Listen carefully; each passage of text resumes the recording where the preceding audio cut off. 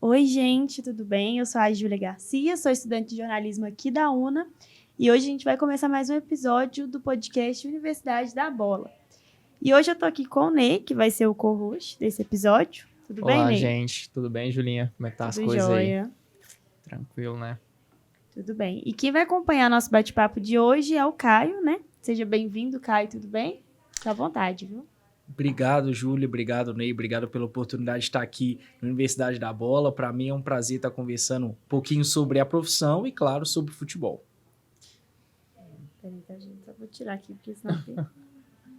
Ô, Caio, pra gente começar o bate-papo, conta mais um pouquinho do seu trabalho, como você entrou no meio do futebol mesmo, você é formado em jornalismo, como foi todo esse processo para chegar até os dias de hoje?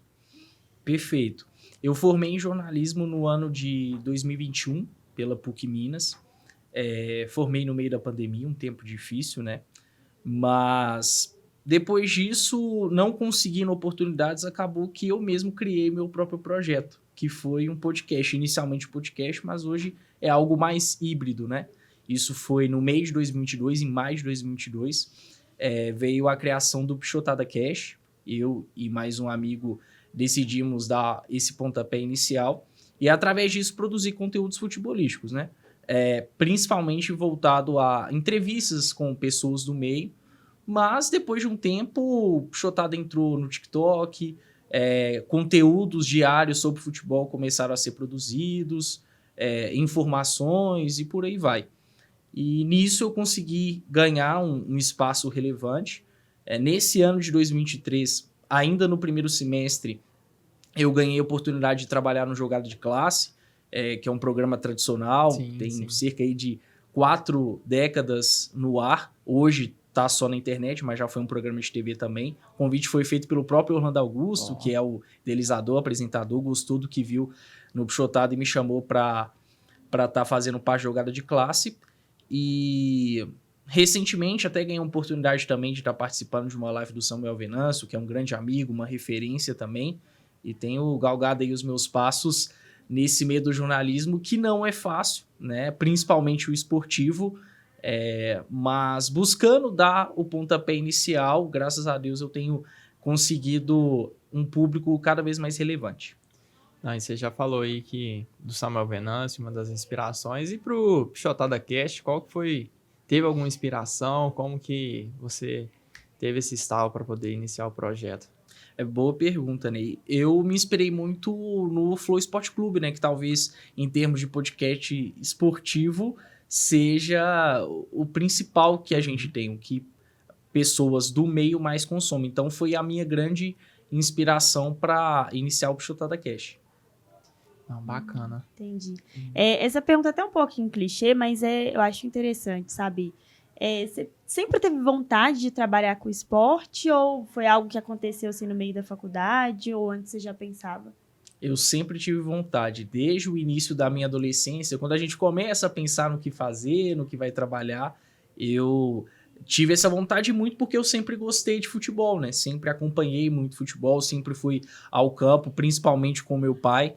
Então é aquela coisa, quem tá no meio do jornalismo esportivo é porque tem um contato desde cedo com futebol, é porque torce para algum clube e de alguma forma isso move a gente a tá querendo estar perto disso, né? Como eu não consegui ser jogador de futebol, aí eu tive que migrar para o jornalismo, mas sempre tive essa ideia, tanto que foi meu primeiro curso, nunca pensei em outra possibilidade.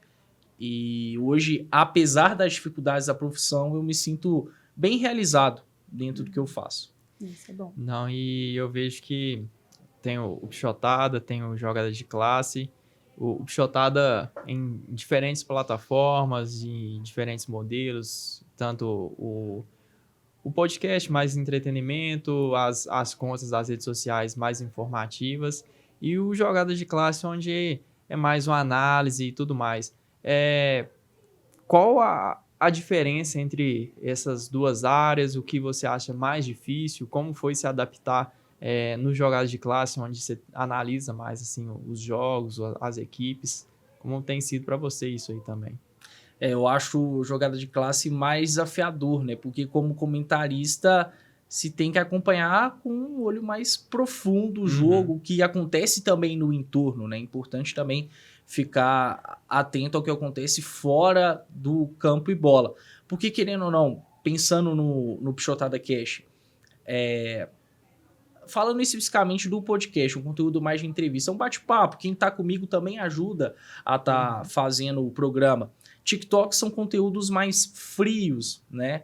Então, dá para ter uma desenvoltura interessante. Conteúdos informativos nem se fala. Agora, no Jogada de Classe, que é um programa ao vivo, isso me impactou bastante também quando eu entrei, porque eu nunca tinha participado semanalmente de um programa ao vivo. Por lá eu participo segunda a quinta, de 6 às 19, sempre ao vivo, nas mais diversas plataformas. É uma responsabilidade muito grande, algo diferente na minha carreira, mas que eu sempre quis, que eu sempre desejei. Então, antes de entrar no Jogada de Classe, eu já estava me preparando para isso de alguma forma, e trabalhando com tanta gente boa, tanta gente qualificada, com experiência, eu tenho conseguido aprimorar. Você falou que nunca tinha participado de um programa ao vivo, né? Não. Então, como é que foi, assim, o primeiro dia, o primeiro ao vivo que você participou? Foi bem intenso. Eu lembro que eu fiquei ansioso durante todo o dia, frio na barriga, suadeira e tudo mais.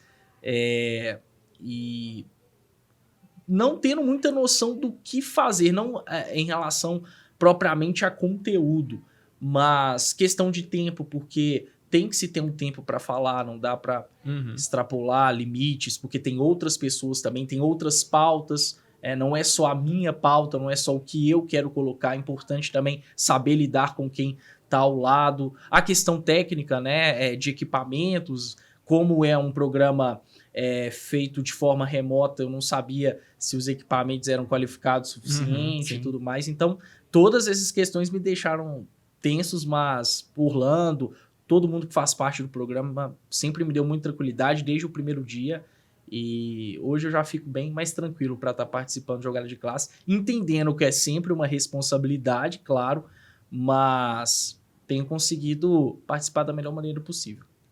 Não, e você citou também a live do Samuel, que te elogiou bastante, e trazendo um pouquinho assim para o lado informativo do jornalismo.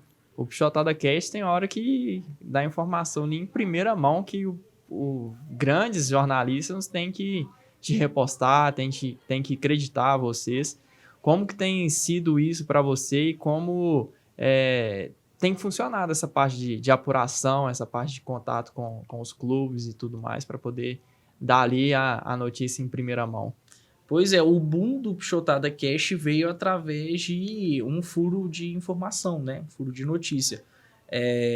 Foi um jogador que nem veio para o Cruzeiro, mas foi uma informação que eu consegui através de uma fonte próxima não só ao Cruzeiro, mas também ao empresário do jogador, que é algo muito difícil para conseguir, ainda mais não tendo ainda tanto nome dentro do jornalismo, né? Porque, querendo ou não, se conseguir contatos dentro dessa área, talvez seja uma das coisas mais desafiadoras. E eu me lembro que nem era uma pretensão dentro do Pichotada dar informações, porque eu nunca tive tantas fontes, também achava que não iria conseguir, mas de repente as coisas foram acontecendo. E eu dei uma informação de que o Cruzeiro estava interessado no Flávio, ex-jogador do Bahia, que hoje está jogando nos Emirados Árabes, né? E foi muito engraçado porque eu postei isso numa quarta-feira, tinha certeza da informação, consegui apurar bem com essa fonte específica, e no outro dia eu já acordei com confirmação dessa informação por meio da Itatiaia, do Globoesporte.com. O Thiago Fernandes, o dono da bola, chegou a citar o Pichotada Cash, porque deu a informação primária, e aí veio o boom. E eu tive que mudar esse perfil do Pichotada especificamente no Twitter, né? Que hoje é o X. Aí já teve que adotar uma pegada informativa, porque antes eu só repostava conteúdos do TikTok por lá, basicamente era isso. Mas como as pessoas começaram a acompanhar o Pichotada por conta disso, elas queriam ver informação, queriam ver informações principalmente em primeira mão. E através disso veio esse boom do Pichotada, como eu falei, E foi muito importante para mim. Inclusive, dias depois, o convite do Orlando veio, né? Isso sim. fez com que... Abriu portas, né? Abriu portas, exatamente. Isso fez com que eu viesse a conseguir algo que até então eu nunca imaginava. Pelo menos que fosse acontecer de uma forma tão rápida. Entendi. Não, isso mostra a importância até de a gente que é da área do jornalismo, que muitas vezes fica naquela, mas é tão difícil entrar no mercado e tudo mais, com um projeto pessoal, com esforço de vocês e tudo mais, o Pichotada agora tem sido reconhecido, né? Então, Exatamente. isso é muito importante. Você tocou num ponto fundamental. Como eu disse no início do programa, eu, quando formei um tempo pandêmico, que as portas realmente se fecharam no mercado de trabalho. Então, o que já era difícil ficou ainda mais difícil. Mas foi aí que eu entendi que eu precisava, de alguma forma, me fazer conhecido. As pessoas precisavam me conhecer. Não adiantava eu saber que, de alguma forma, era qualificado e as pessoas não verem isso. Então, veio a ideia do projeto pessoal, veio a ideia de alguma forma, falar de futebol para as pessoas, informar as pessoas com a minha linguagem, com o que eu entendo. E estimulo todo mundo que está nessa área a seguir, mas a dar os seus próprios passos. Não ficar esperando que uma oportunidade caia do céu, porque isso não vai acontecer. As ações precisam ser tomadas assim como qualquer outra área da vida. Sim. Mas ainda mais quando se trata de jornalismo, que quem está no meio sabe o tanto que é difícil, o tanto que é uma área fechada, precisa usar dos meios que tem para isso. Hoje em dia a gente tem a internet como um grande meio para isso, né? Com diversas plataformas, dando oportunidade de diversas linguagens serem adotadas também para qualquer tipo de público. Então isso tem que ser usado a favor de quem quer se fazer conhecido, a favor de quem quer crescer na carreira. Aproveitar esse gancho que você falou que estourou o seu perfil assim, fazer um parâmetro de antes desse momento e agora.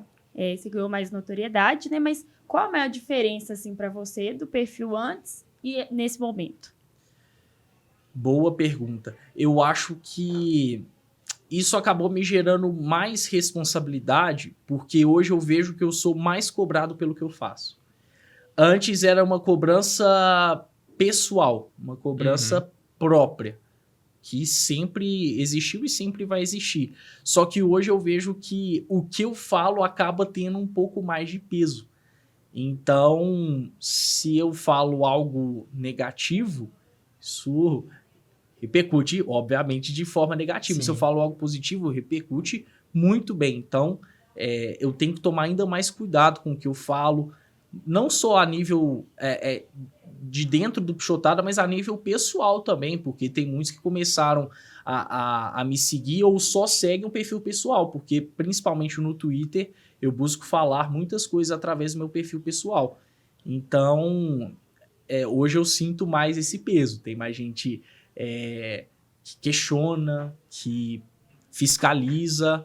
Então, esse boom do Pichotada me gerou essa maior responsabilidade. Cuidado que tem que ter, né? Com a rede social. E não só a rede social, o dia a dia, mas no caso da pergunta, o parâmetro nas redes sociais, né? Com certeza. Teve essa mudança. E você falou do Samuel Venâncio, uma referência, né? Que você citou. E hoje, para você ser uma referência também para outras pessoas, como que é isso para você, sim? Eu confesso que eu ainda estou me adaptando a isso. Eu ainda fico meio desnorteado, não sabendo até o que responder quando recebo elogios, quando vejo pessoas me colocando como uma referência, como uma pessoa que tem qualidade no que faz. Confesso que eu ainda estou num processo de adaptação, mas sempre busco ter a gratidão, responder a todo mundo que agradece. Eu acho importante ter essa conexão com as pessoas, criar essa conexão, mas confesso que eu ainda estou num processo de adaptação. Imagino.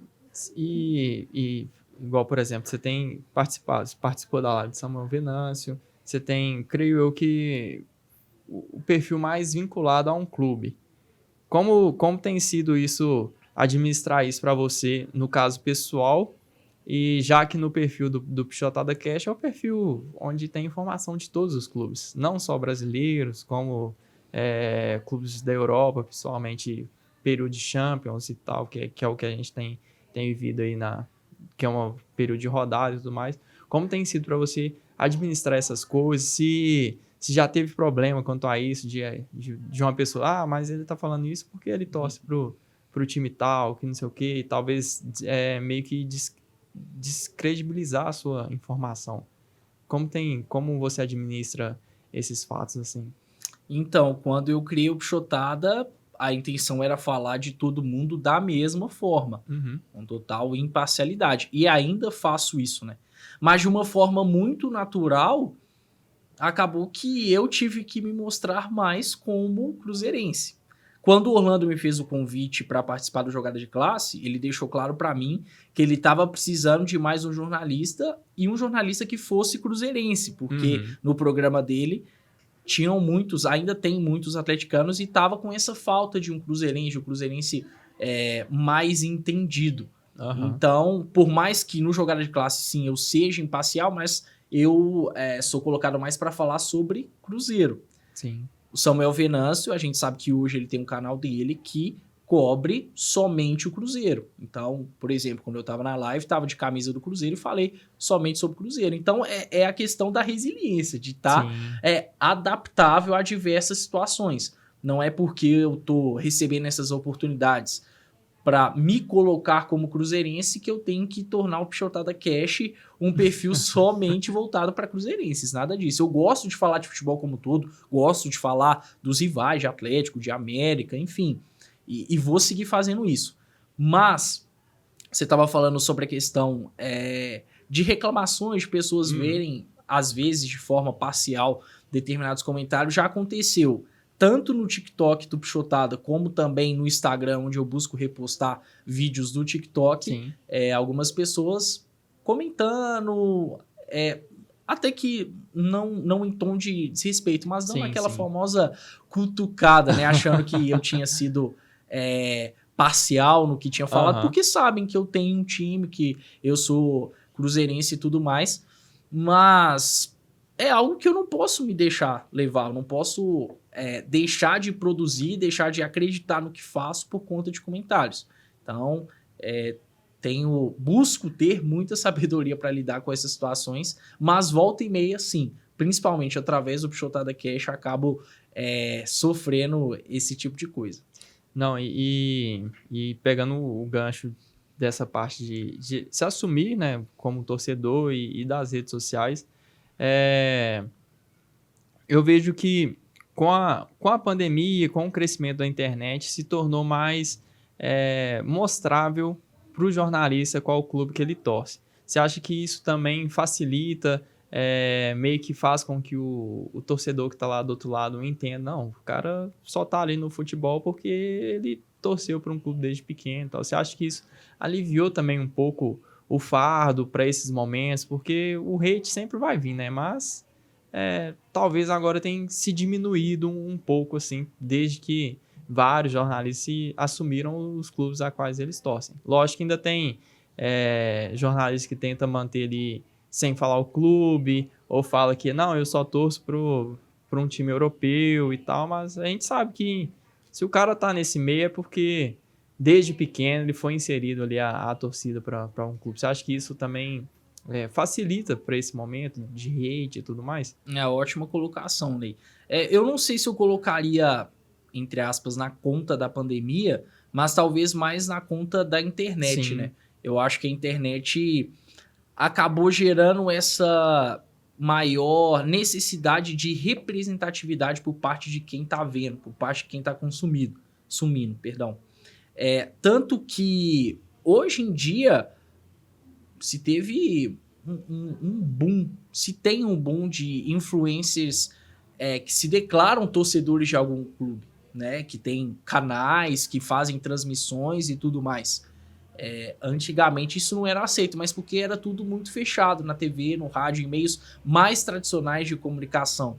Agora, com a internet, com um perfil diferente de pessoas que acompanham o futebol por meio de internet, acho que isso foi potencializado, né? E de fato, eu vejo até que eu fui agraciado em ter formado no tempo que eu formei, porque se fosse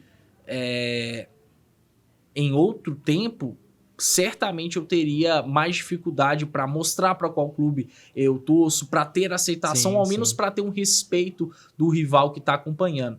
Então eu acho que essa potencialização da internet com as diversas plataformas, com o perfil das pessoas querendo mais representatividade, as pessoas querendo ver mais o que elas sentem do outro lado da tela, certamente propicia uma maior tranquilidade para o jornalista. Mas isso não pode fazer com que ele deixe de ser jornalista. Sim, A sim, sim. imparcialidade precisa dominar, a não ser que, claro, essa pessoa tem uma vertente completamente voltada para o seu clube, né? Aí é uma outra história.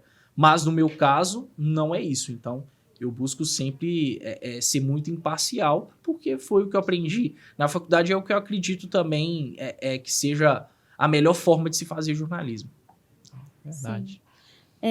E falando, você é comentarista do Cruzeiro no programa e você, no seu perfil, você fala no geral do futebol. Você tem alguma preferência? Você acha melhor falar no geral? Você gosta ali de falar do seu time? Ser comentarista do seu time? Boa pergunta. Teve até uma pessoa que me perguntou, quando eu estive na live do Venâncio, se eu me senti mais à vontade em falar do Cruzeiro do que quando eu falo de futebol no geral. E eu até falei que não, porque claro que eu me senti muito à vontade, mas eu gosto de falar de futebol como um todo. Gosto mesmo. Então, assim, amo falar sobre o Cruzeiro, até porque é o clube do meu coração, mas eu amo ainda mais o futebol e, consequentemente, amo ainda mais falar sobre futebol como um todo. Não, e você enxerga, por exemplo, você falou que do Cruzeiro é um pouco mais difícil. Você acha que também talvez por receio de criticar algum jogador, de criticar alguma alteração, algo que o treinador fez, pelo fato de você ser cruzeirense, acha que isso também influencia ou só pelo fato de, não, ó, se eu falar algo do meu clube e dar uma informação ou dar uma criticada em algo que, tipo assim, não é verdade, vai pesar, porque eles vão achar que, tipo assim, o cara é cruzeirense, nem sabe do Cruzeiro e tal, não sei o quê. Como é que você enxerga isso, assim, pra você? Porque é o mais fácil falar dos outros clubes do que do Cruzeiro na sua visão. O respeito sempre tem que ser o norte, né? Porque eu, quando falo, tenho que pensar não só no meu público, mas eu tenho que pensar que, de alguma forma, isso pode chegar dentro do clube, pode chegar no jogador, pode chegar no treinador, e são seres humanos, né? O meio do futebol é bem complicado, a gente sabe como que um esporte de alto rendimento, como é o caso do futebol, exige bastante de atletas, de pessoas envolvidas em todo sentido, e eu preciso ter uma empatia com isso, né? Então, eu busco sempre ter o respeito. Agora, no caso do Cruzeiro, eu sinto que eu tenho que ter um cuidado maior para falar. Até porque eu falo mais. Então, como eu falo mais do Cruzeiro, eu preciso ter um cuidado maior. E não só por conta disso também, mas porque tem um sentimento. Eu tenho um sentimento pelo clube. E eu preciso ter muito discernimento para não colocar esse sentimento à frente daquilo que eu tenho como norte, que eu preciso ter como norte. E já aconteceu, principalmente no início da minha carreira, de ter alguns problemas com isso. De colocar o sentimento à frente, mas a rota foi recalculada. Já tive que recalcular algumas vezes. É normal errar também para quem está começando o jornalismo. Se você vier errar, se você vier ser contestado por algo, não se afobe, né? Não fica com medo de um cancelamento, de sua carreira ser minada, algo do tipo. Acontece. Todo mundo na vida, em todas as áreas, precisa, de alguma maneira, estar recalculando a rota. Já aconteceu isso comigo e foi importante. Foi importante para o meu amadurecimento e para onde eu cheguei, né? Se hoje eu estou conseguindo gradativamente avançar na minha carreira, é porque eu tive essa boa vontade de ver quando que eu estava errando, quando que eu estava passando do ponto. E certamente hoje eu não sou só uma pessoa melhor, mas também um profissional melhor. Boa. Como você falou do Cruzeiro, né? Vamos falar agora desse atual momento, como está sendo para você, o que você acha que vai vir por aí? Se o Cruzeiro vai conseguir se safar? Qual a sua opinião de comentarista? E torcedor também, né? Pois é.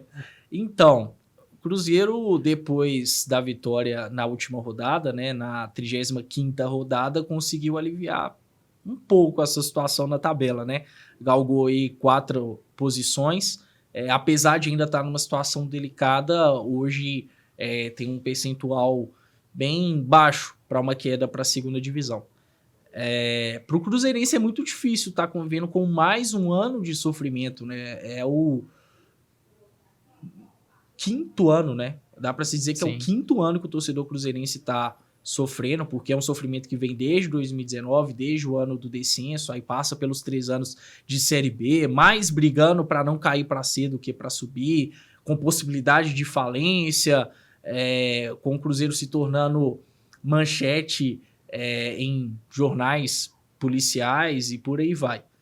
Então, não é fácil lidar com isso, né? Com a chegada da SAF, com a chegada do Ronaldo, claro que se teve esperança de dias melhores, mas ainda é uma situação muito delicada. Acho que a gestão do Ronaldo, sim, errou muito em planejamento para o ano de 2023, para esse retorno à Série A do Campeonato Brasileiro.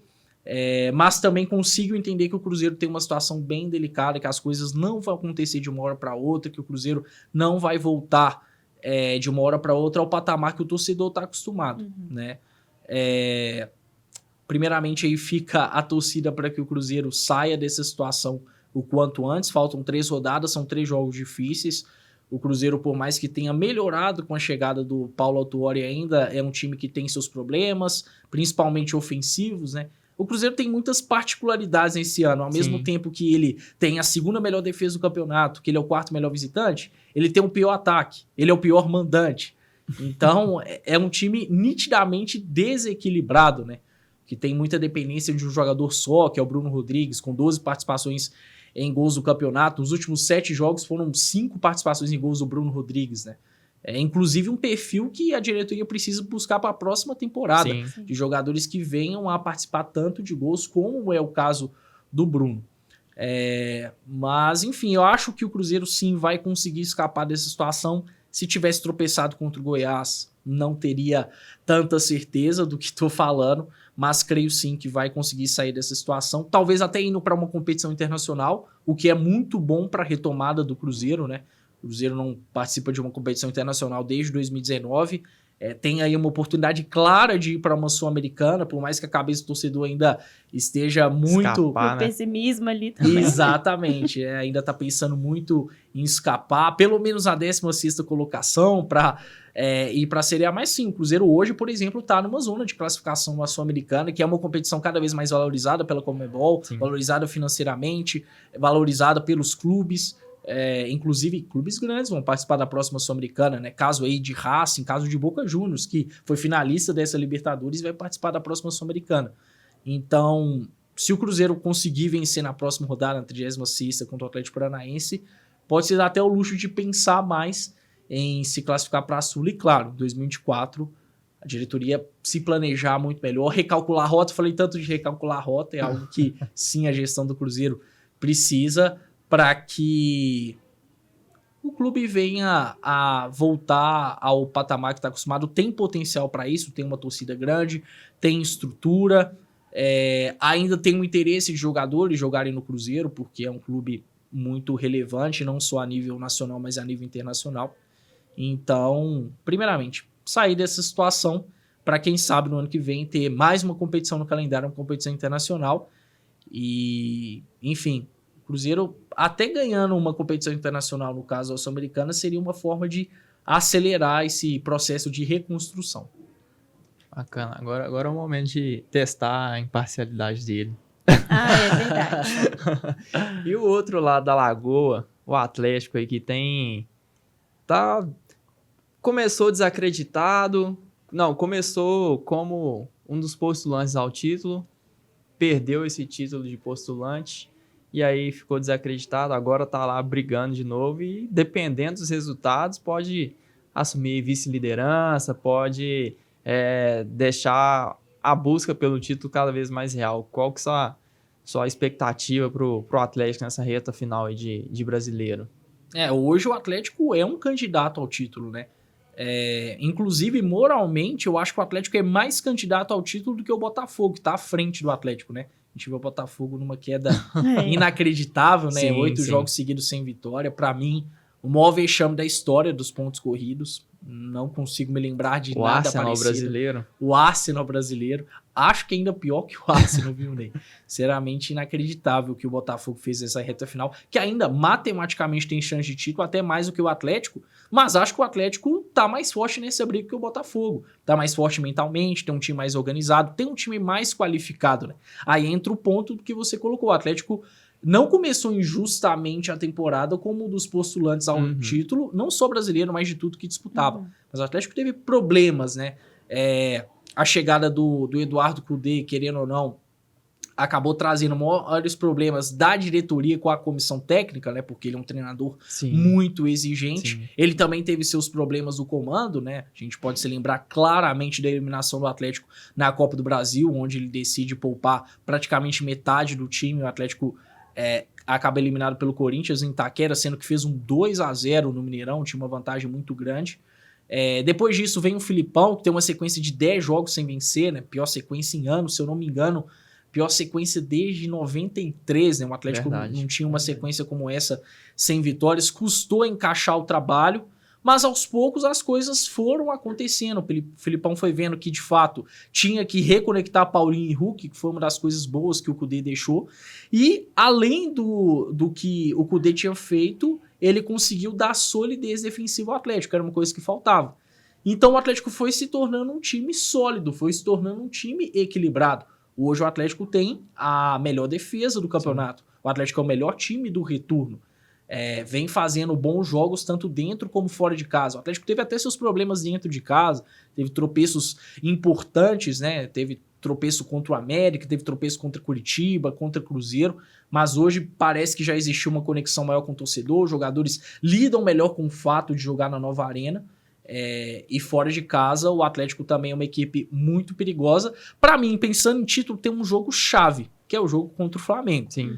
O Flamengo hoje é o segundo colocado, é o adversário direto do Palmeiras, que ainda é o favorito para conquistar o título brasileiro. O Palmeiras tem uma sequência muito acessível, eu diria que é bem acessível para ser campeão brasileiro, mas esse Brasileirão tá muito louco, né? Difícil tá cravando algo. E se o Atlético vencer o Flamengo no Maracanã, se coloca, no mínimo, como o principal adversário do Palmeiras, né? E aí, tendo uma reta final contra o São Paulo, no Mineirão, não vai ser na Arena, no Mineirão, que já não briga mais por muita coisa no campeonato, já foi campeão da Copa do Brasil, tá praticamente de férias, e na última rodada enfrentando o Bahia, que pode estar desesperado para sair da zona de rebaixamento, né? Bahia voltou à zona de rebaixamento com a vitória do Cruzeiro na segunda-feira. Então, o Atlético tem uma boa sequência para quem sabe conquistar esse título brasileiro, que seria o tetracampeonato, né? Já que ainda esse ano teve o título homologado pela CBF, o título de 38, e pode conquistar o tetracampeonato até igualando o Cruzeiro em número de títulos brasileiros, que seria muito significativo para o torcedor atleticano. Não, e um Atlético e Flamengo tão importante que hoje eu tava até navegando pela internet ali. Eu não lembrava do fato, mas foi no Atlético e Flamengo que o Pedro e a comissão técnica do Flamengo entraram em rota de colisão, falam que o preparador lá agrediu ele e tudo mais. Então isso deixa o jogo ainda mais importante para as outras equipes, né? Bem lembrado, esse jogo foi no primeiro turno, né? O Sim. 2-1 pro Flamengo, que o Arrascaeta acaba aparecendo bem na reta final, faz um gol de falta, dá uma assistência pro Wesley. E aí tem esse evento aí do preparador físico dando um soco no Pedro, agredindo o Pedro, e dali pra frente tudo passa a dar errado pro Flamengo, né? Só que veio o Tite e a gente sabe o tanto que o Tite é acima da média para futebol brasileiro, né? Tanto que tem 6 vitórias em 9 jogos e nessas 6 vitórias, nenhum gol sofrido. Isso aí nesse Brasileirão faz uma diferença enorme. Tem um treinador qualificado, faz muita diferença, sim. né? Tanto que a gente tá vendo aí o Palmeiras, primeiro colocado, Abel Ferreira, maior vencedor no futebol brasileiro nos últimos anos, e aí, na segunda colocação, o Flamengo com o Tite, que teve ali um segundo ciclo de Copa complicado, mas é um treinador super vencedor e a nível de Brasil tá muito à frente. Sim. E agora, saber seu palpite aí pro jogo de hoje e de amanhã. Quanto você acha que vai ficar o placar? Olha, eu ficaria no empate em Flamengo e Atlético. Acho que é a cara de um empate. O Flamengo vem com um desfalque importante, que é o Eric Pulgar, né? O aproveitamento do Flamengo muda muito quando não tem o Pulgar, né? Se eu não me engano, quando ele tá em campo, o Flamengo tem um aproveitamento de 51%. Sem ele é de 36%. Cai bastante, até porque o substituto possivelmente vai ser o Thiago Maia, que não vem jogando tão bem quanto na última temporada. E eu acho um cenário interessante pro Atlético no Maracanã, né? É um Atlético que deve esperar mais o adversário e buscar contra-atacar, assim, pressionando Paulinho e Hulk.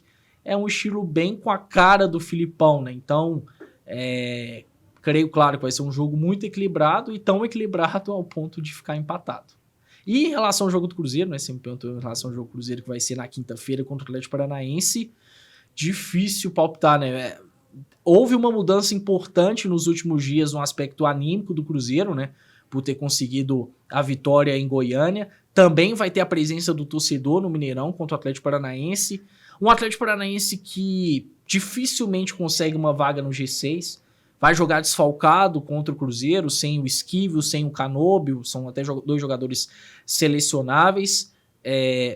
Eu, sinceramente, palpitaria uma vitória do Cruzeiro. Acho que o Cruzeiro consegue vencer o Atlético Paranaense. Até tentando cravar um placar, vou tentar cravar um 2-1. E aí, com 47 pontos, eu acho que o Cruzeiro consegue se salvar. Para mim, quem tem 47 pontos não cai nesse Brasileirão. Não, e você tocou aí no 47 pontos, o número sonhado para salvação. Essa briga no Z4 aí, Corinthians agora deu uma aliviada, porque estava num princípio de crise, com a torcida até tentando invadir o gramado. Muitos falam que deve ser punido também. O Vasco, que com a vitória com o Corinthians ali, iria aliviar bem. E o Bahia, Cruzeiro, como é que você tem enxergado essa briga no Z4? O Bahia que hoje joga contra o São Paulo, e já começa o jogo fora do Z4 com o 0-0 do empate, mas 90 minutos aí para se decidir. Como é que você tem enxergado esse Z4 do Brasileirão? A luta pela última vaga tá muito louca, né? E aí eu falo última vaga porque o Goiás tá virtualmente rebaixado, né? A gente já tem América e Curitiba matematicamente rebaixados. Goiás, depois da derrota contra o Cruzeiro, tá virtualmente rebaixado. Mas é uma última vaga que tende a se estender a briga até a última rodada, né? Talvez com 3, 4 times brigando contra essa última vaga. Hoje o Bahia é quem tá na 17ª colocação, mas Vasco tá na briga, Santos tá na briga, Cruzeiro ainda tá na briga, Fortaleza tá na briga, tem diversos times ainda buscando sair dessa situação. O Vasco é um caso inacreditável, né? Assim, faz um retorno muito bom, é um dos melhores times do retorno. Sim. E mesmo assim insuficiente para estar saindo de uma situação difícil, né? Tem a possibilidade muito clara de voltar à zona de rebaixamento e faltando 2 rodadas para acabar o campeonato. Porque o Vasco agora só tem o Grêmio fora de casa e na última rodada tem o Bragantino em casa. São 2 times que estão na parte de cima. São dois times possivelmente que vão chegar contra o Vasco almejando um G4, um acesso direto a Libertadores, né? Então a situação do Vasco é muito delicada porque fez um primeiro turno muito ruim, né? Aí tem muita culpa da 777, que hoje administra o Vasco, acabou contratando jogadores mais qualificados mais para a segunda parte do campeonato, fez uma mudança de treinador também demorado, o Barbieri ficou muito tempo no comando do Vasco, né? Então, mesmo com uma das melhores campanhas do retorno, não é fácil recuperar a situação do Vasco na tabela de classificação. Hoje, com a derrota para o Corinthians, vendo a sequência que o Bahia tem, considerando que Bahia e Vasco, até por tabela, são os principais postulantes a ficarem com essa última vaga, acho que o Vasco se tornou favorito para descer, porque o Bahia termina o campeonato contra São Paulo em casa, a América fora e Atlético em casa.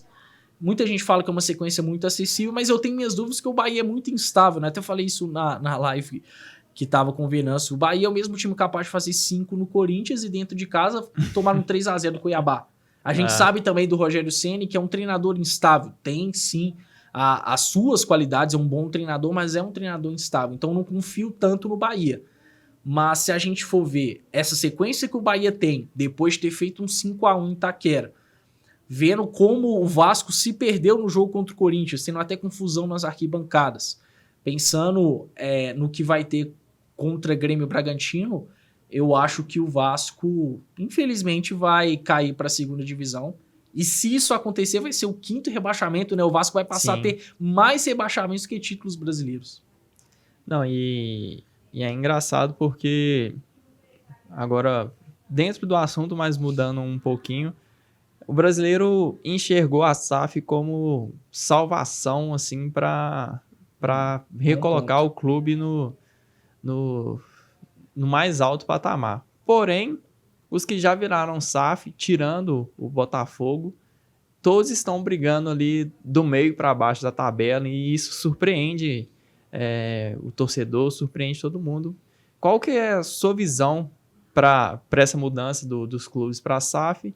E se você acha que essa perspectiva ainda vai mudar, a SAF vai engrenar, acho que os clubes vão começar a caminhar sendo SAF, assim, qual que é a sua expectativa para esse modelo de gestão?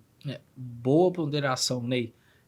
A SAF nem sempre é uma solução. Acho que depende muito do contexto do clube. Se a gente for pegar o caso do Flamengo, por exemplo, que até já fala em se tornar SAF, mas particularmente eu não vejo necessidade do Flamengo se tornar SAF. A gente vê um modelo associativo sólido no Flamengo. O Flamengo, na próxima temporada, por exemplo, já vai ter um orçamento na casa de 400 milhões de reais só para contratar jogadores. E tem condições de fazer isso. A gente não está falando de uma loucura. O Flamengo, com a reorganização que teve nos últimos anos, reorganização financeira, estrutural, tem condições de fazer isso. Então é um modelo associativo sólido, assim como outros clubes também têm no Brasil, né? Mas outros precisam se tornar SAF. No caso do Cruzeiro, por exemplo, que foi a primeira SAF ao menos relevante do país, né? Tem gente que fala que o Atlético foi a primeira SAF, então vou aí usar esse termo relevante para ser mais justo com o Atlético. Sim. Se o Cruzeiro não se torna SAF, ele iria à falência. Não tinha outra forma do Cruzeiro sobreviver, né? Então, era o único caminho. No caso do Cruzeiro, era o único caminho. No caso de Botafogo, Vasco, Bahia, nem tanto. Mas eram clubes nitidamente em situação bem deficitária. Sim. Precisavam ali de um poder de investimento e, querendo ou não, a SAF propicia isso de uma forma mais rápida, né? E com um projeto por trás. Eu acho que é isso que é mais importante para uma SAF, e talvez isso que tenha faltado para a maior parte delas no futebol brasileiro, que eu espero que, de fato, nos próximos anos isso venha a acontecer. Talvez até por meio dessas que já entraram, né? Mas eu acho que antes do dinheiro, antes do investimento, é importante ter um projeto esportivo, saber onde investir, quanto investir, e claro, mantendo as características do clube, seguindo fazendo com que o clube tenha uma conexão com o torcedor. A gente vê, por exemplo, no Brasil, muita gente que tem temor em relação, por exemplo, à mudança de escudo, que é uma coisa que mexe diretamente com o coração do torcedor, né? Muita gente se liga a um clube por meio de um escudo. Então, são coisas que as SAFs precisam ter cuidados, precisam, sim, caminhar, mas sempre respeitando onde estão, conhecendo o contexto, né? Então, acho que elas precisam ter abertura no país, mas serem cobradas da mesma forma que o modelo associativo é cobrado. Não tem que mudar a cobrança por ser SAF, né? Não existe isso. Então, acho que é bem por aí, né? Elas são bem-vindas. Se algumas delas não existissem, alguns clubes não passariam mais a existir por conta de modelos associativos falidos, porém, a cobrança tem que ser a mesma, porque pode muito bem um modelo associativo ser mais sólido do que uma SAF e, enfim, isso precisa de fato ser bem ponderado. Estimula os torcedores também a buscarem conhecimento até legal da SAF, do que tem por trás dela, até porque um modelo associativo, como já é bem conhecido no futebol brasileiro, é mais fácil se cobrar. mas o modelo de SAF ainda está sendo conhecido. Então, para ser cobrado, é importante ter esse conhecimento do que o torcedor tem direito de cobrar, do que uma SAF pode ou não fazer. Acho que é bem por aí. Sim, verdade. E ainda dentro disso, como você avalia a SAF do Cruzeiro, né? Que iniciou ali no ano em que o Cruzeiro retorna para a Série A. Aí esse ano tinha uma expectativa maior, ainda mais porque o Cruzeiro iniciou o Brasileiro com alguns resultados bem positivos, mas depois voltou uma realidade ruim. Como você tem avaliado essa gestão do Cruzeiro, a proximidade da SAF com a torcida, as decisões que a SAF às vezes toma, como é para você enxergar isso aí? É uma gestão razoável, né? Inegavelmente chegou fazendo um bom trabalho, colocando ordem na casa, cortando cargos necessários, consequentemente cortando custos, tendo uma filosofia clara do que queria em termos de metodologia de jogo, não só para o Cruzeiro profissional, mas também pensando na base, para que isso se tornasse de fato um DNA do clube, né? Aí veio a contratação do Pesolano, que casava sim com a filosofia que a SAF pregava, um planejamento coerente para a disputa da Série B, né? Sem gastar rios de dinheiro, não tendo um orçamento tão alto, mas com um perfil condizente do que o Cruzeiro precisava para a disputa da Série B. Tanto que veio o sucesso, o Cruzeiro conseguiu subir com tranquilidade. E aí veio o ano de 2023 que, obviamente, geraria mais desafios. É mais desafiador estar na Série A do que estar na Série B, principalmente porque se requer maior investimento.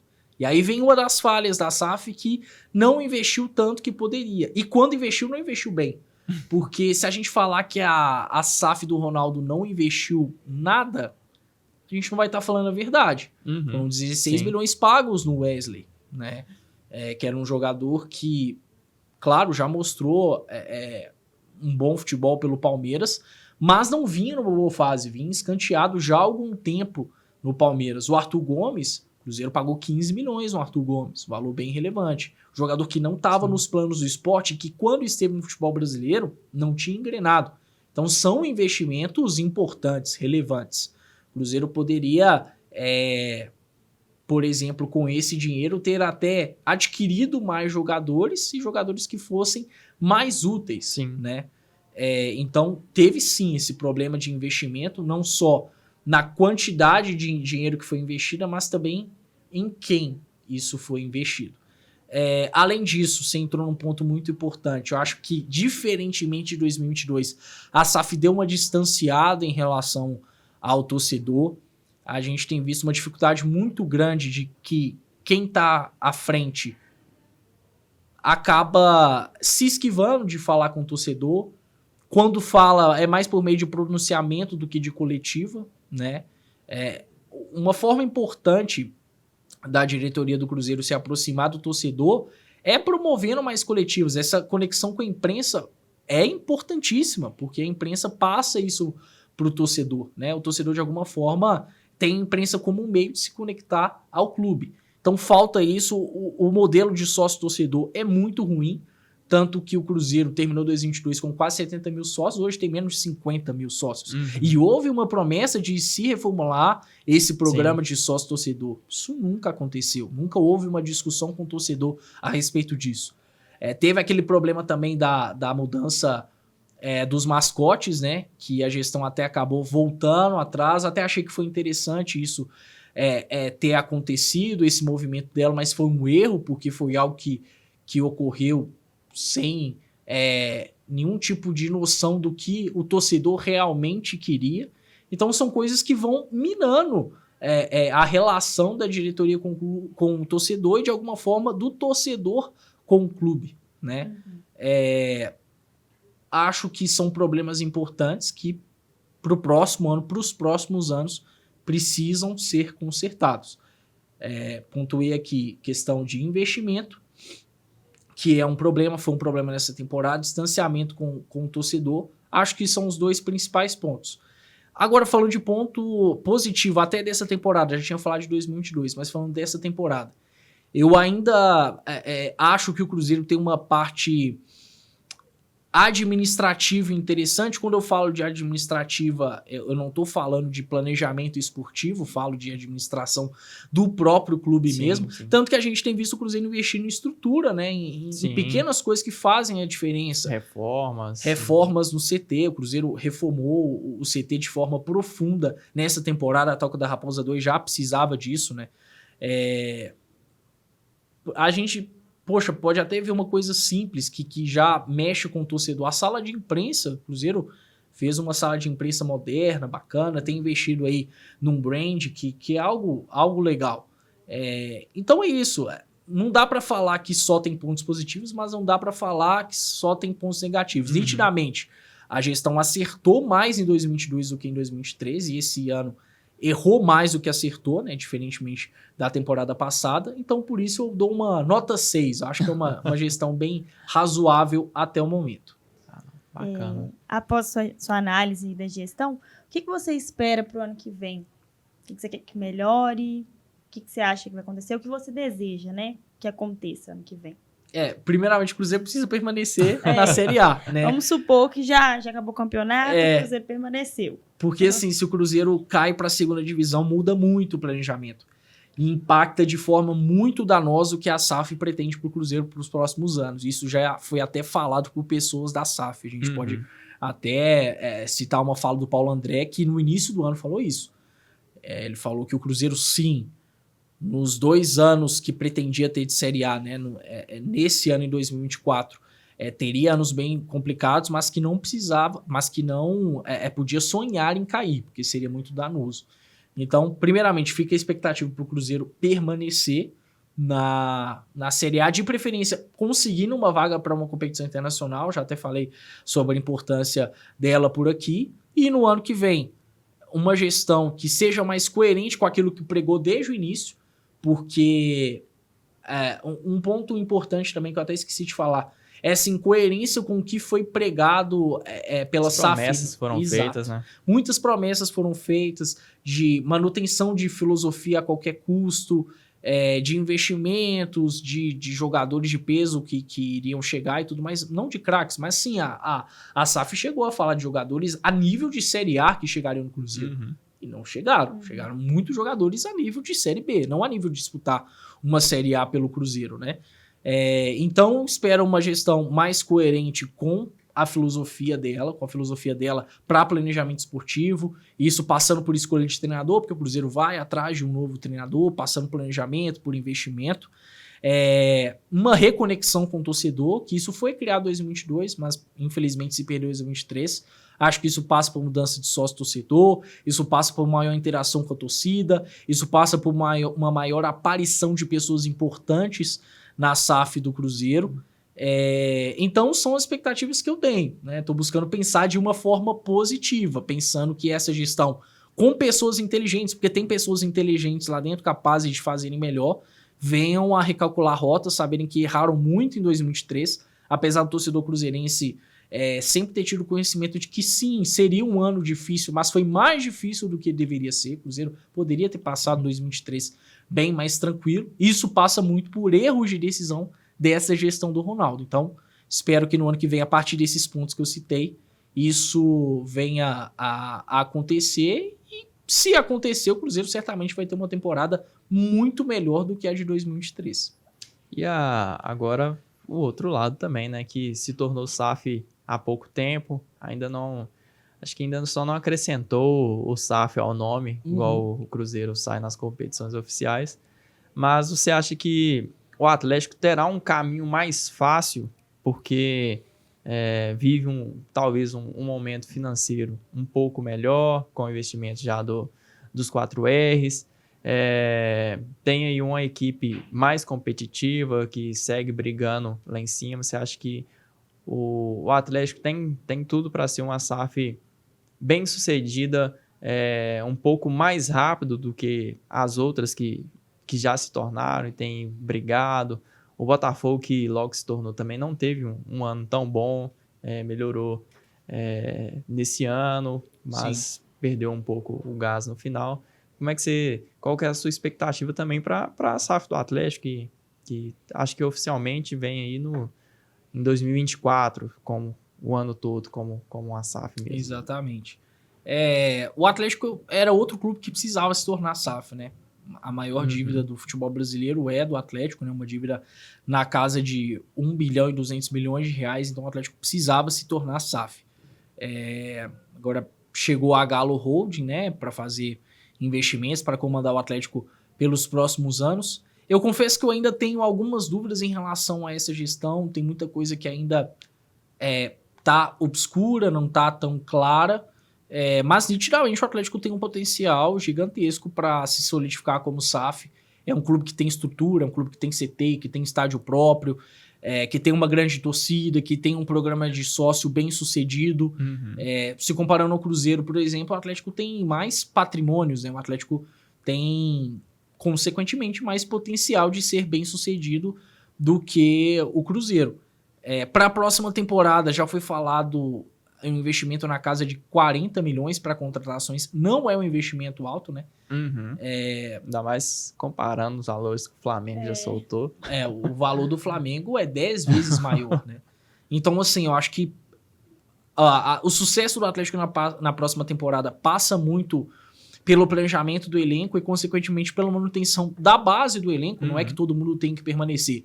Mas com um orçamento tão curto para contratações, o Atlético precisa fazer de tudo para manutenção da base do elenco que tem. E que é um elenco qualificado, né? A gente acabou de falar que o Atlético briga pelo título brasileiro. O Atlético pode sim ser campeão brasileiro em 2023, o que certamente tornaria o 2024 ainda melhor, ainda mais promissor. Então, sim, vejo o Atlético com potencial de, quem sabe, ser o clube brasileiro com a SAF melhor orquestrada, né? E o clube com mais sucesso esportivo. Mas isso depende muito de como os investimentos serão feitos, né? Se fala em investimento alto como um todo, mas tem muita coisa que já está abatida por conta de dívidas, né? Então o Atlético passa os números gerais, mas tem muita coisa que não vai entrar para o caixa do clube, porque simplesmente é um abatimento de dívida, né? Sim. Então o dinheiro pro futebol não vai ficar tão curto. E uma coisa que eu também sinto falta no Atlético, até se parece com o caso do Cruzeiro, poucas pessoas fazem questão de falar com o torcedor, né? Às vezes eu sinto falta disso, os 4Rs pouco aparecem, a gente sabe que eles são os grandes mandatários. O Bruno Musi, que é o CEO, fala bastante, o Rodrigo Caetano, que é o diretor de futebol, fala bastante, mas tem questões que cabem mais a quem está à frente deles, né? Que o torcedor gostaria, que a imprensa e o torcedor gostariam de saber por parte de quem está à frente deles, né? Já tiveram coisas nessa temporada que o Rodrigo Caetano teve que responder que não cabem ao futebol, que não se referem à pasta dele. Ele acaba ficando sobrecarregado com isso, né? Então, acho importante também que isso aconteça no Atlético, além dos pontos que eu citei. Mas sim, a expectativa é positiva para o Atlético ter os próximos anos mais tranquilos. Já teve últimos anos vencedores. Se tem essa expectativa também de que tenha anos vencedores, mas mais tranquilos financeiramente, né? Sem fazer loucura, planejando tudo de uma forma mais coerente, mais lúcida. Não, top. Agora, até pra gente iniciar a nossa caminhada pro final, falar um pouco aí de dinizismo na seleção. Qual é a sua expectativa do Fernando Diniz, que não começou tão bem assim, e o Flusão também no Mundial, vai encarar um Manchester City. Diniz contra Guardiola aí, será que como será essa partida? Porque são filosofias assim semelhantes, mas diferentes também ao mesmo tempo. Qual que é a sua visão aí pro Diniz, tanto na seleção quanto essa expectativa do Fluminense no Mundial, que é como você enxerga esses próximos desafios aí do professor Diniz?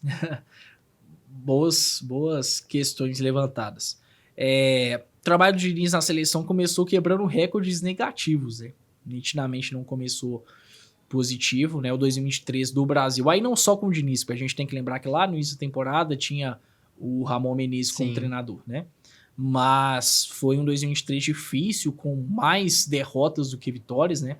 O Brasil terminou as eliminatórias, pelo menos nesse ano, muito mais próximo de não estar entre os classificados do que da primeira colocação. né? E olha que classifica bastante seleção. Muita gente. São 6 vagas e meia, né? São 6 vagas diretas. E tem a repescagem Sim. ainda, né? O Brasil tá na 6ª colocação. É deplorável. Não pode, numa eliminatórias a nível sul-americano, o Brasil não pode ficar na posição que tá. Obviamente, a culpa não é só do Diniz, né? A gente sabe que o Diniz tem muita qualidade. Já adiantando, acho ele um grande treinador. Não acho que tenha sido uma escolha ruim por parte da seleção brasileira, por parte da CBF, né? Mas, enfim, acho que falta maior suporte a ele, né? Se a gente for pensar a CBF como um todo, falta um diretor de seleções da CBF, que é uma coisa inacreditável. Ao próprio Diniz falta a segurança de saber se ele fica ou não por mais tempo, né? Ele é tratado como interino, se fala da chegada do Carlo Ancelotti. O Ancelotti nunca falou abertamente sobre a seleção brasileira, sempre fala de cumprir o seu contrato com o Real. Nos últimos dias até se falou em renovação com o Real Madrid. Então, eu vi até uma notícia bem recente de que o Mourinho estaria na mira da seleção brasileira. Então, assim, ninguém sabe. Ninguém sabe quem vai ser o treinador e, de alguma forma, isso pode sim gerar uma insegurança por Fernando Diniz. Para os próprios jogadores também, porque a gente sabe o tanto que o modelo de jogo do Diniz é diferente, né? O Neymar, quando estava prestes a jogar contra a Bolívia, falou que o Diniz dava treinos diferentes do que qualquer treinador que ele já teve na carreira. E a gente tá falando do Neymar, que tem uma grande carreira, que passou por grandes clubes, nas mãos de grandes treinadores e tudo mais. Então, assim, o modelo de jogo do Diniz requer tempo. Requer tempo e, pensando em seleção brasileira, isso muitas das vezes falta, né? Se quer realmente que o trabalho vingue, eu acho que o caminho é seguir com o Diniz. Eu acho que quanto mais tempo ele ficar, pela qualidade que ele tem, pela forma como ele trata os jogadores, pela forma como ele lê futebol, acho que tem potencial para dar certo, né? No próximo ano, em 2024, o Brasil vai ter amistosos. O Diniz vai ter oportunidade de ter amistosos. E é diferente de um peso de uma eliminatórias, né? Ele já teve que começar uma fase de eliminatórias. Mas, de fato, claro que ele pode melhorar, ser mais maleável quanto ao seu estilo de jogo, já que ele sabe que ele tem menos tempo, por exemplo, do que no Fluminense para encaixar seu modelo de jogo. Ele precisa ser mais maleável e ele tá trabalhando com muita gente boa, com muitos jogadores qualificados. A gente pode questionar essa geração em relação a outras, mas tem qualidade, óbvio que tem. Então, falta o Diniz ser um pouco mais maleável, mas isso não me tiro de cabeça de que ele é um grande treinador e sim, tem potencial para seguir na seleção brasileira e dar a volta por cima, né? Você perguntou sobre o Fluminense. Sim. Grande Mundial trabalho dele chegando nessa temporada, né? Campeão da Libertadores. O Diniz, há algum tempo, merecia um título grande, né? Ficou por algum tempo sendo chacota, entre aspas, por não ter conquistado. O maior que ele tinha título. até então era o Carioca, né? Era o Carioca, né? O Carioca, assim, foi conquistado no início do ano, né? Então, a gente sabe o tanto que o retorno esportivo pesa para quem tá ali no meio, né? Para um jogador, para um treinador, para quem tá na diretoria. Então, assim, o Diniz realmente merecia esse título da Libertadores, um título gigantesco, o primeiro da história do Fluminense, cravou seu nome na história do Flusão. E pro Mundial, a gente ainda precisa aguardar se teremos um Fluminense e Manchester City. É claro que eu quero demais esse confronto, só que o Fluminense, antes do City, vai ter o Al Ittihad, né, da Arábia Saudita, Al Ittihad de Marcelo Gallardo, campeoníssimo pelo River Plate, Al Ittihad de Benzema, Al Ittihad de Igor Coronado, de Fabinho, de grandes jogadores, né? A gente sabe do boom aí que a Arábia Saudita teve por conta de um investimento estatal forte, principalmente em alguns clubes específicos e tudo mais. Então, assim, acho um duelo bem duro pro Fluminense, acho que o Al Ittihad, que inclusive vai ter mais torcida, porque é o clube que... mais próximo ali o clube mais próximo, né? O clube local, exatamente. Então, acho um confronto bem duro. Difícil até dizer se o Fluminense é favorito, talvez esteja um pouco à frente, mas não vai me surpreender se cair. E desde já, se o Fluminense cair, para mim não é um vexame, nesse contexto do Al Ittihad, para mim não é um vexame, como outros que já tiveram com clubes brasileiros, né?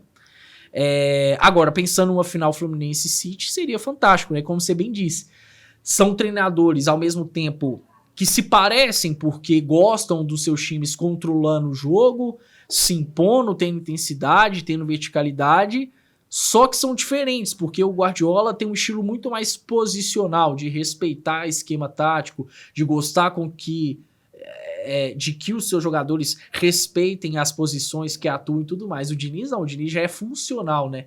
O Diniz é aquele treinador que dá muita liberdade para os seus jogadores dentro de campo. A gente pode falar do Marcelo, por exemplo. É um cara que, no mesmo jogo, às vezes no mesmo tempo, ele tá na lateral esquerda, mas na ponta direita, tá jogando pelo meio, e com outros jogadores também. Falei o Marcelo por ser talvez um exemplo mais claro, um jogador que chame bastante atenção também. Então, se realmente acontecer esse duelo no Mundial de Clubes, que eu quero muito que aconteça, vai ser interessante a gente ver, e quem sabe um duelo com muitos gols, né? Sim, sim. É fazer o L aí muitas vezes do campo. Julinho que conhece um pouquinho mais do Fluminense. Verdade. Assisti um jogo, inclusive, no Maracanã. Legal. Caio, eu queria te agradecer por ter topado participar do episódio, por ter batido esse papo com a gente. Inclusive, você falar com o pessoal, o @, dos seus perfis nas redes sociais, o pessoal seguir. Com certeza. Pode ficar à vontade. Já faz a propaganda aí, ó. Com certeza. Primeiramente, foi uma honra estar aqui com vocês. Fiquei muito agradecido com o convite e espero voltar mais vezes. Falando sobre os perfis, né? Pichotada Cash em todas as plataformas, no X, no Instagram, no TikTok, no YouTube e também no Spotify, Pichotada Cash. Aí é bom até dar uma ditada, né? Porque PIXOTADACAST, @Pichotada Cash em todas as plataformas. Aí vou até dar uma olhadinha aqui na questão do perfil pessoal, porque eu posso confundir. No caso do X, @CaioFábio28. No caso do Instagram, @CaioFábio_97. No Instagram, assim, o meu perfil pessoal é realmente bem pessoal, mas quem quiser me seguir por lá, fica à vontade. Agora no X, não. Aí eu já busco falar 90% das vezes sobre futebol, analisando, comentando, informando, mesmo que eu tenha o Pichotada para fazer isso, mas eu busco usar bastante o meu perfil pessoal no X, então quem quiser me seguir vai ser muito bem-vindo, vou interagir, tá buscando seguir de volta e é isso aí. Bacana demais. Muito obrigada, viu? Obrigado a você, Júlio. Obrigado, Ney. Eu que agradeço a presença aí, por ter aceito o convite, e foi um prazer poder conversar aí com menino Caio Fábio, lá do Sem Clubismo. Grupo histórico. Então é isso, pessoal. Espero que vocês tenham gostado e até o próximo episódio. Valeu, tchau.